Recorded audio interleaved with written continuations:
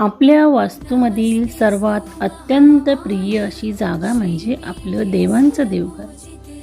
तर आपण ते नेहमी नीटनेटकं स्वच्छ ठेवलं पाहिजे.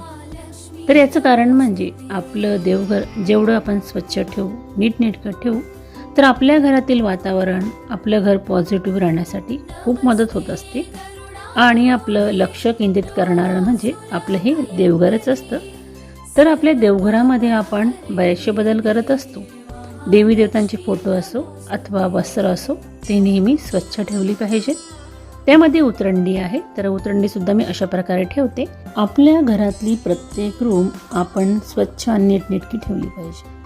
त्याच्यानंतर आज नाश्ता करायचा होता. उपवास असल्यावर आपण बऱ्याचदा साबुदाणा खातो. साबुदाणा खाता आम्ही अशा प्रकारे आप्पे बनवलेले आहे आणि चिंचेची चटणी.